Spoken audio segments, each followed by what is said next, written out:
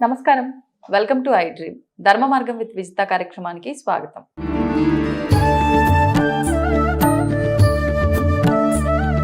అంటే ఆలోచనలకు సంబంధించినయే ఈ గీతలు అంటున్నారా? మరి ఇది హస్బెండ్ అండ్ వైఫ్ రిలేషన్ ని బట్టి అని, ఇది ఆయుష్ని బట్టి అని, ఇవి పిల్లల్ని బట్టి అని, ఇవన్నీ ఏమో చెప్తారు. అందుకే నీ గతజన్మ సంస్కారం అన్నాను. గతజన్మలో నీకు ఫ్యామిలీ ఉంది ఆల్రెడీ. అంటే ఈ మొగుడు కాకపోవచ్చు, ఈ భర్త కాకపోవచ్చు, ఓకే, ఏదో ఒక భర్త లేకపోతే భార్య ఉన్నది. దానికి సంబంధించిన డేటా ఉంటుంది నీ దగ్గర. అదే ఇప్పుడు నీ ఆలోచన. ఇప్పుడు ఆలోచన కాదు ఇది. దాన్ని సంస్కారము అంటారు, దాన్ని స్వభావము అంటారు. స్వభావం అంటే ఆత్మభావన కలిగినటువంటి వారికి, ఆత్మైకమైనటువంటి ఆనందంతో ఉండేవారు గీతలు ఎక్కువ ఉండవు, పిచ్చగీతలు ఉండవు. అందుకే ఈ గీతలను బట్టి క్యాల్కులేట్ చేయడమే హస్త సాముద్రికం. అర్థమైందా? అలాగే జ్యోతిష్ శాస్త్రం అంటే జ్యోతిష్మతి ప్రజ్ఞ జ్యోతిష్ శాస్త్రం. జ్యోతులు అంటే ఆకాశంలో ఉండేటటువంటి వెలిగేటటువంటి స్టార్స్ అన్నీ కూడా వాటి యొక్క గతి మారుతూ ఉంటుంది. అవి కూడా తిరుగుతూ ఉంటాయి. ఈ స్టార్ లైన్లోకి వచ్చినానికి ఒకసారి ఆ షష్టగ్రహం కూటమి ఏర్పడినప్పుడు ఆ రోజు వినాశనం జరిగింది. ఆ రోజు ఆ క్యాల్కులేషన్ టైం ప్రకారం, రోజుల ప్రకారం అయితే రోజులు మారుతాయి, టైం మారుతుంది, యుగాలు మారుతాయి. కానీ నక్షత్రాలు మాత్రం మారడానికి చాలా టైం పడుతుంది. అవి ఎప్పుడు కూడా స్థిరంగా ఉంటాయి. అందుకు ఆ స్థిరమైనటువంటి నక్షత్రాలను ఆధారంగా చేసుకుని క్యాల్కులేట్ చేసి గణనం చేస్తే ఏర్పడినటువంటి ఫలితాలు ఏవచ్చినాయి ఇప్పుడు కూడా అవే వస్తాయి. ఇప్పుడు షష్టగ్రహ కూటమి జరిగింది, సూర్యుడు యొక్క ఇయర్ నడుస్తుంది, అలాగే శని అధిపతి అయింది అని ఇలా చెప్తుంటారు కదా. దాని ద్వారా అప్పుడు మహాభారత యుద్ధం జరిగింది, కోట్లాది మంది చనిపోయారు. ఇప్పుడు కూడా అదే జరుగుతుంది. సేమ్ సిచ్యువేషన్ ఇప్పుడు వచ్చింది. ఎట్లాగో మీరు కూటమి అన్నారు కాబట్టి, ఇప్పుడు ఈ గడిచిన ఈ ఏడాదిలో 3 సార్లు పంచగ్రహ కూటమి జరిగింది అని చెప్పి ఇప్పుడు వస్తున్న ఈ యుద్ధాలు ఇవన్నీ కూడా ఇప్పుడు కూడా ప్రభావము అంటే దాని అర్థం ఏంటంటే ఆ టైంలో, ఆ కాలంలో ఇలా జరిగినప్పుడు ఇప్పుడు సూర్యుడి యొక్క ప్రభావం మే నెలలో ఎలా ఉంటుంది? వడదెబ్బ ఎప్పుడు తగులుతుంది? చలికాలం తగులుతుందా? సూర్యుడు ఎక్కడ ఉన్నాడు? వాడి ప్రభావం ఏంటంటే ఇది బాబు గోగుని అని చెప్పి మాటలు ఎన్నిసార్లు అని చెప్తానమ్మా. సూర్యుడి ప్రభావం ఇప్పుడు పడుతుందా లేదా నీ మీద? చలి ప్రభావం పడుతుందా లేదా? అలాగే గ్రహాల యొక్క, గ్రహం అంటే అర్థం ఏంటి? గ్రాహ్యము తీసుకోవటమా? గ్రాహ్యం అంటే టు అట్రాక్ట్, గ్రావిటేషన్, పుల్లింగ్. అరే గ్రహంలోనే ఉన్నది కదా, పేరులోనే ఉంటుంది. మీరు ఏదైనా చూడండి. నేను అందుకే సంతోషము, సుఖము, ఆనందము. అసలు మన భారతీయత అంటేనే గొప్ప భాష, సంస్కృతి. వీటన్నిటిలోనూ అర్థం, పరమార్థం, పదార్థం. ఒక పదానికి అర్థం ఉంటుంది, పదార్థం ఉంటుంది, పరార్థం ఉంటుంది, పరమార్థం ఉంటుంది. పదార్థం ఉండదా? ఉంటుంది, వ్యంగ్యార్థం కూడా ఉంటుంది. అంచేత ఇవన్నీ కూడా విశ్లేషణ చేసేవాడే జ్ఞాని. అలాంటి విషయాన్ని ఎరుకపరిచేదాన్ని జ్ఞానం అంటారు. దాని పేరు వేదం, దాన్నే విద్య అంటారు. విద్యావంతుడుగా చదువు కొనక అంటున్నాను. విద్యావంతుడు పక్కన పెడదాం. ఇప్పుడు ఈ గ్రహాల మార్పుల వల్ల రాబోయే కాలంలో ఎలా ఉంది? ఆల్రెడీ మనం యుద్ధం చూస్తున్నాం. ధర్మం మీద ఆధారపడి నడుస్తుంది. యతో ధర్మ తతో విజయ అంట. అదేనా? ధర్మం ఎక్కడ ఉంటుందో అక్కడ విజయం ఉంటుంది. ధర్మం అంటే ఏంటి? నువ్వు ధర్మంగా ఉండు అందరూ చెప్తారు. ఎవరినైనా అడగండి ధర్మం అంటే ఏంటో. అభ్యుదయ నిశ్రేయస్సుములు అనే వాటిని ఆచరించడమే ధర్మం. అభ్యుదయం అంటే ఈ లోకంలో ఈ శరీరంతో ఎక్కడుండి నువ్వు చేసేటువంటి కర్మాచరణ ద్వారా ఈ శరీరం సుఖం అనుభవిస్తూ, నీ చుట్టూ ఉన్న వారు సుఖం అనుభవిస్తూ, అందులో నువ్వు సుఖం అనుభవిస్తే నీ చర్య ద్వారా దాన్ని అభ్యుదయం అంటారు. నిశ్రేయసం అంటే ఈ శరీరంతో ఈ లోకంలో ఎక్కడుండి నీవు చేసే ప్రతి కర్మ ద్వారా ప్రతి ఒక్కరికి సుఖాన్ని అందిస్తూ, నీవు సుఖాన్ని కాంక్షించకుండా, ఐహలౌకిక సుఖాన్ని కాంక్షించకుండా పరలోకంలో నీవు సుఖాన్ని అనుభవించడానికి చేసే కర్మని నిశ్రేయసము అంటారు. ఈ రెండింటినీ కలిపి ఈ శరీరంతో ఆచరిస్తే దాని ధర్మం అంటారు. అంటే ఇక్కడుండి సుఖాన్ని అనుభవిస్తూ అందరికీ నీ చర్య ద్వారా సుఖాన్ని అందిస్తూ,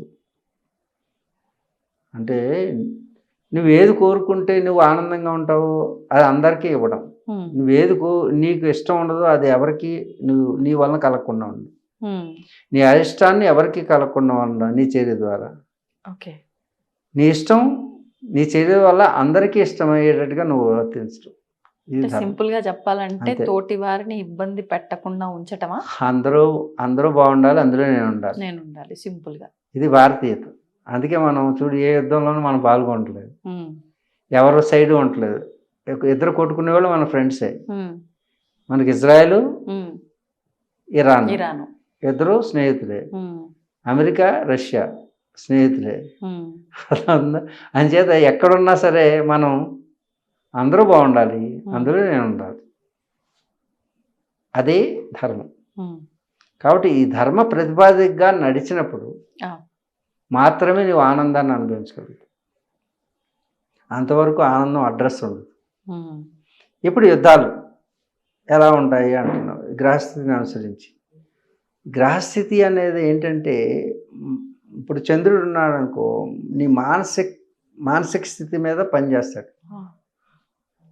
దానికి ఉదాహరణ అమావాస్యకి పౌర్ణమికి అలల యొక్క నాకు ఎదురుగానే ఉంటుంది. కాబట్టి విశాఖపట్నంలో నా యొక్క ఆశ్రమం ఎదురుగానే సముద్రం ఇలా ఎదురుగానే ఉంటుంది. అమావాస్యకి పౌర్ణానికి సౌండ్ నాకు ఫోన్ చేసామనుకో, పెద్ద సౌండ్ వస్తుంటుంది. నేను ఇలా కూర్చుంటే ఎదురుగా సముద్రం ఉంటుంది. ఏ కిటికీలో చూసినా నాకు సముద్రం, బీచ్ కనపడుతూ ఉంటుంది. అమావాస్యకి పౌర్ణానికి బాగా అలలు ఉధృతంగా వస్తాయి. దీన్ని బట్టి నీకేం అర్థం అవుతుంది? చంద్రుడి ప్రభావం ఉందా లేదా? ఉంది కదా. అంటే పంచభూతాల పైన కూడా ప్రభావం ఉంటుంది అంటారు. ఉంటుంది, మనుషుల పైనే కాదు. మనుషులు పంచభూతాలతో కదా మనిషి తయారయ్యాడు. పంచభూత తత్వం, పృథ్వీ, జలము లోపల 73%, భూమి మీద 73% ఉంది, శరీరంలో 73%. జలము అంటే ఆపహ అంటారు, తేజ అంటే ఫైర్. నీకు దగ్గర వేడి లేకపోతే ఏముండదని నిన్ను ఐసీయూలో పెడతారు. అవునా? హీట్ అంటే అది అగ్నితత్వం, తర్వాత వాయుతత్వం, తర్వాత ఆకాశతత్వం. ఈ 5 కలిస్తే శరీరం. ఈ పంచభూతములు అంటారు. పంచ జ్ఞానేంద్రియములు, పంచ కర్మేంద్రియములు, పంచ తన్మాత్రలు, శబ్ద స్పర్శ రూపరస గంధాలు, మనసు బుద్ధి చిత్తం అహంకారం. 24 నువ్వు కలిస్తే 25. ఇది ఇంతకు ముందు దానికి ఇప్పుడు చెప్తున్నాను.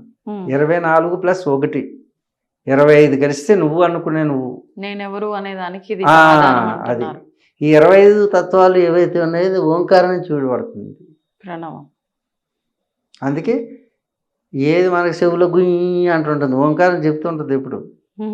అలాగే ఏ గ్రహం తిరుగుతున్న గుయ్యి అంటుంటుంది, శంఖం ఊదితే ఓంకారం వస్తుంది. అంటే నేచర్ యొక్క పుట్టుక ఎక్కడ పుట్టింది? శబ్దం నుంచి.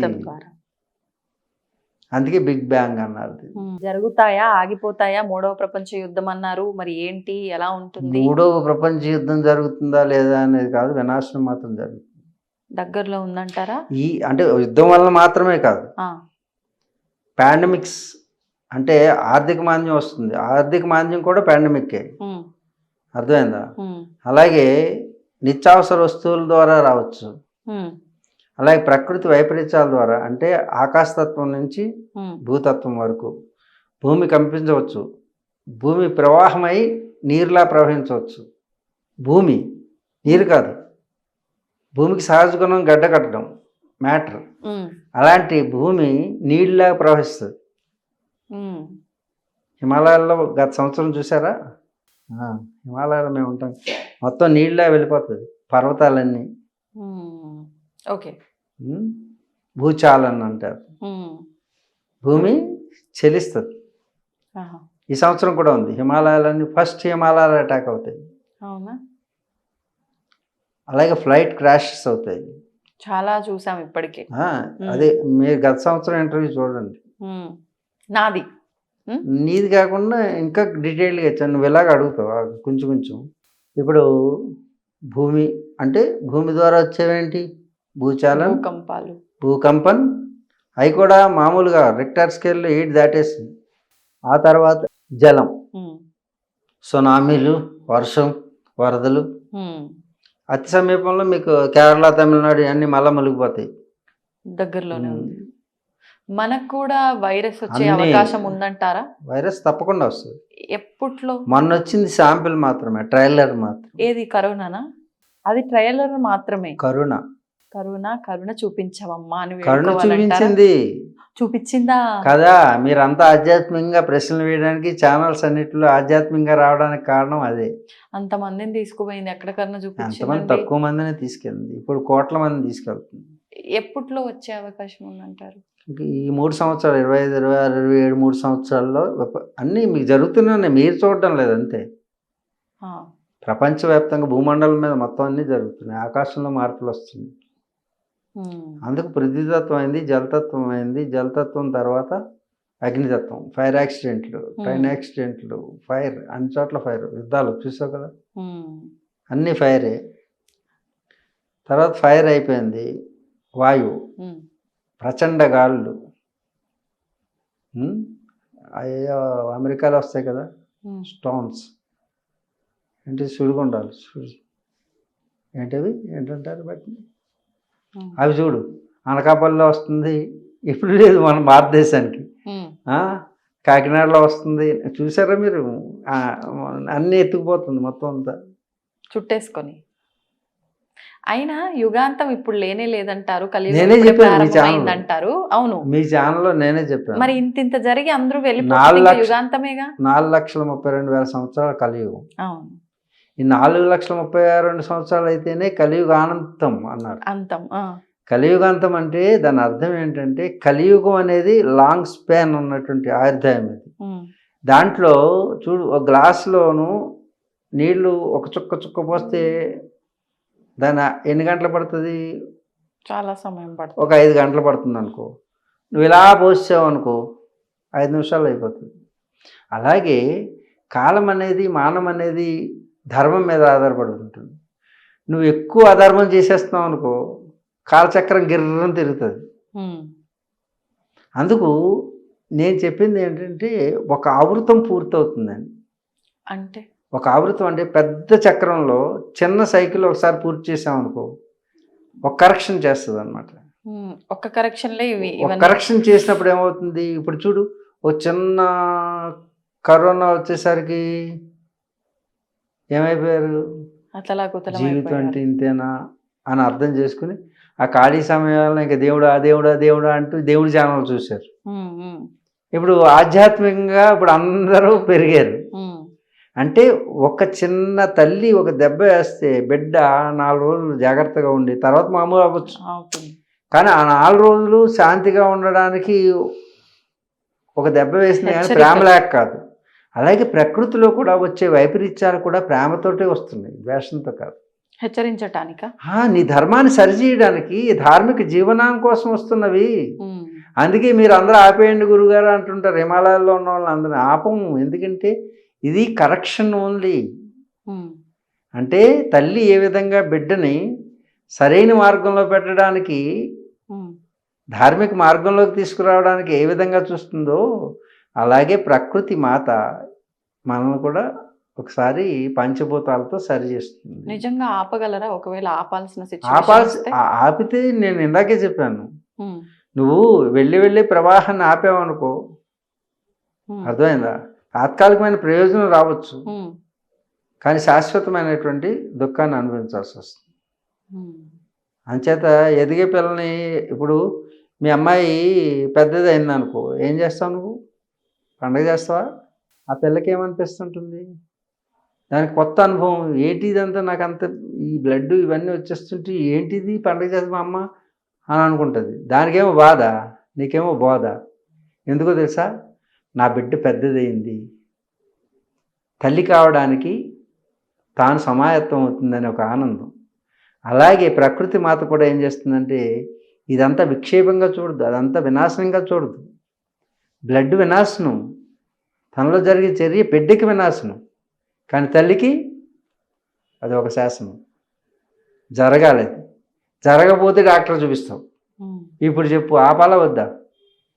బిడ్డ పెద్ద మనిషి అవుతే ఆపాలా వద్దా? ఆపుతావా? ఆపొద్దు. డాక్టర్కి చూపించి వద్దండి ఇలా రాకూడదండి ప్రతి నెల అంటావా? రావాలి. రాకపోతే చూపిస్తావు డాక్టర్కి, చూసుకో మరలా అక్కడ.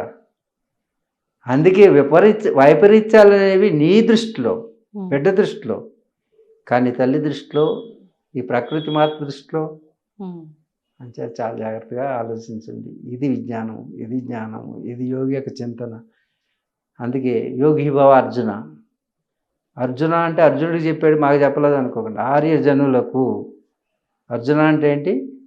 ఆర్యజనులకు అంటే అందరికీ అనా? ఆలోచించే ప్రతి ఒక్కరికి. మేము ఆలోచించమన్నాం అనుకోండి, ఇష్టం, వాళ్ళకి చెప్పట్లేదు నేను. కాబట్టి యోగి భవ అర్జున.